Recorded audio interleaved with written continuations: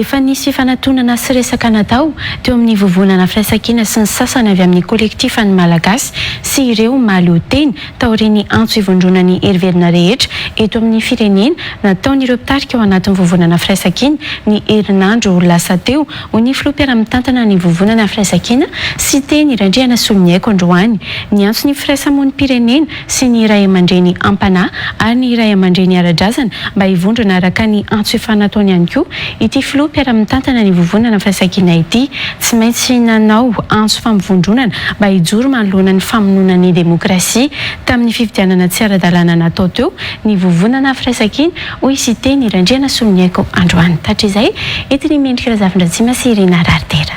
Nandritra ny fanambarana nataon'ny vovonana firaisan-kina teny Belair ny alatsinainy 13 Desambra lasa teo no nanaovan'izy ireo antso tamin'ny herivelona rehetra eto amin'ny firenena hitsangana sy fanantona manoloana ny famotehana ny demokrasia raha ny fanambarana no vakiany ny filoam-piara-mitantana ny vovonana firaisan-kina no sady filoam-pirenena teo aloha Marc Ravalomanana. Miantso ny herivelona rehetra misy eto amin'ny tany sy ny fanjakana izahay hitsangana.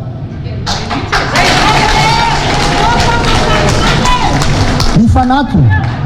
ny resaka, ny fanambarana, hitambatra ary anambatra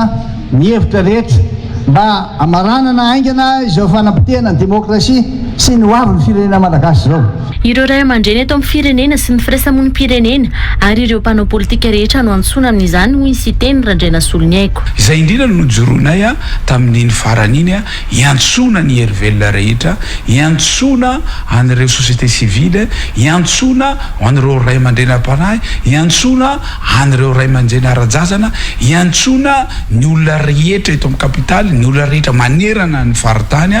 fa raha iny zavatra nisy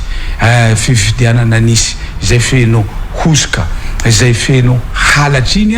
no hampanjakana eto dia ho lasa fanjakana tsy tandalana ity firenentsika ity. Ny antso ireo mpitandro filaminana mba samy ho tonga saina ihany koa ny filoam-piara-mitantana ny vovonana firaisan-kina. Ary antsoina koa tsika zandary tsy hoe handray baiky fotsy fa jerevinareo hoe mifanaraka amin'ny lalàna ve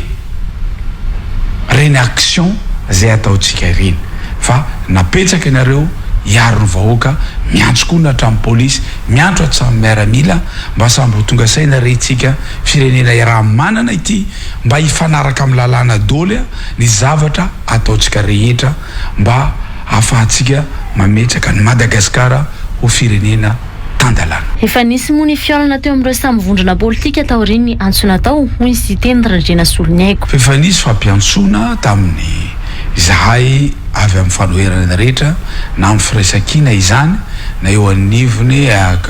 sasasasana amin'ireo kolektifa zay efa nisy resaka natao ary indrindrandrindra koa misy indépendant maro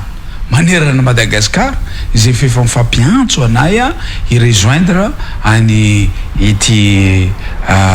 vondro politika rehetra hijoro hanohitra an'ity fitondrana izay feno hosoka sy alabato ary tsy fanaran-dalàna ity. Tao anatin'ireo niaraka ny vondrona amin'ny fiantsona fampifondronana io ireo anatin'ny vovonana firaisan-kina nanao fanambarana ny mimbonana teny Belair ny alatsinainy 13 Desambra lasa teo.